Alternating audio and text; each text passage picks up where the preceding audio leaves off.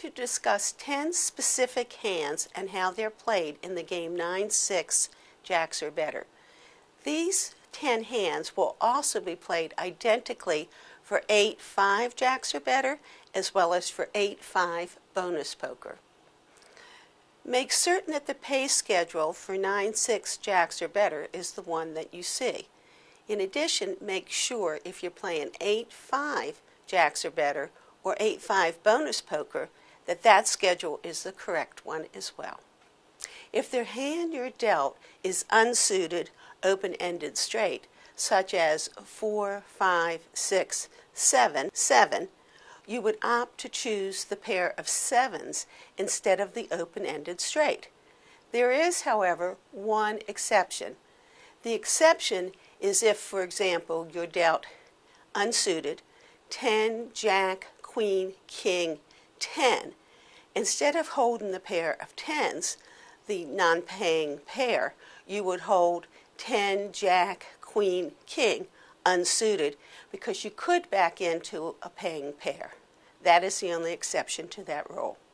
If you have the option between holding a 4-card flush or a non-paying pair, you will always, with no exceptions, hold the 4-card flush instead of the non-paying pair. For example, if you have the 2, 5, 7, 8 of spades and another 2, instead of holding the pair of 2s, you would hold the 4 spades. That is always going to be the case. If you're dealt a flush, but you have 4 cards to a royal flush, you always hold 4 cards to the royal flush instead of the dealt flush. The adage that some people will throw at you, never throw away a winning hand, is not true in this instance. The same is true if you're dealt a straight, but 4 to a royal flush. You always go for the royal flush. Hold the 4 cards to the royal. If you have an option between 4 cards to a straight flush versus the dealt straight, you will always hold the dealt straight. The 250 coin payout, should you draw the straight flush, doesn't compensate for the coins that you would have lost. If you have the option between holding a 5-card dealt flush or 4 to an open-ended straight flush, always hold the flush. Remember, a flush returns 30 coins with a 5-coin wager, and it's not worth it to go for the 250 coins for the straight flush. Hold the flush. If you're dealt a low pair versus 3 high cards, unsuited, you always hold the low pair.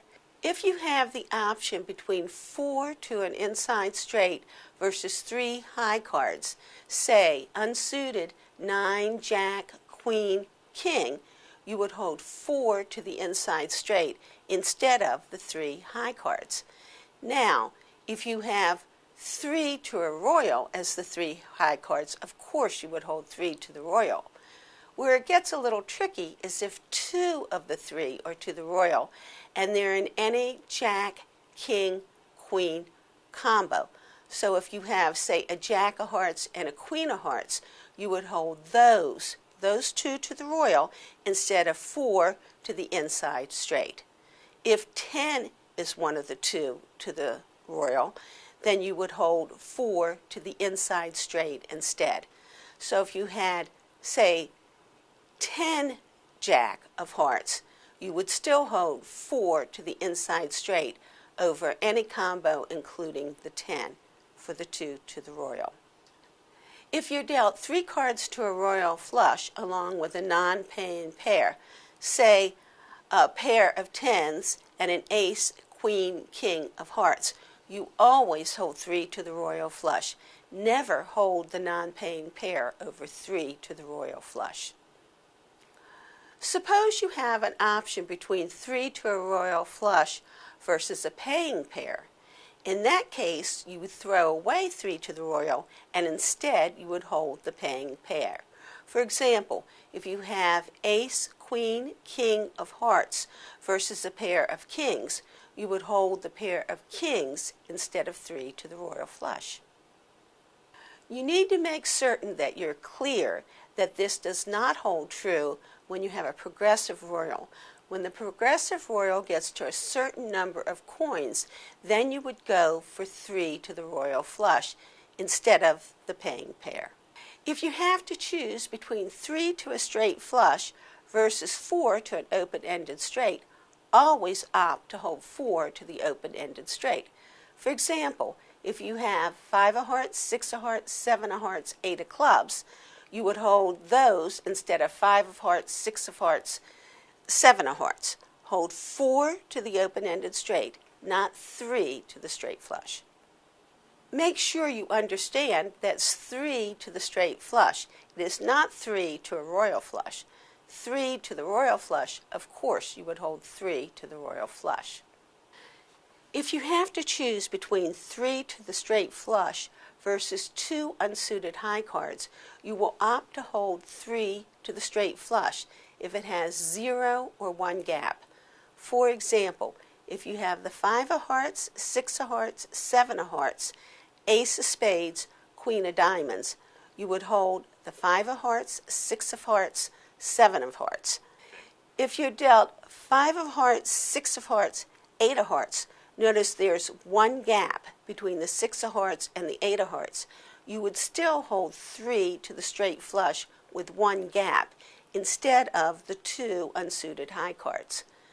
However, if you're dealt 3 to a straight flush with 2 gaps, 5 of hearts, 6 of hearts, 9 of hearts, you would then hold 2 to the unsuited high cards.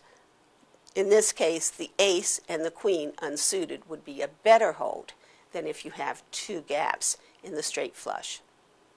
In the game of video poker, I cannot overemphasize the importance of gaps. If you have 2 gaps, you have a significantly lesser hand in your straight flush possibility. And if you have 1 gap, it's not as good as 0 gaps or consecutive cards. This is true not only for 9-6 jacks or better, but it's also true for deuces wild games.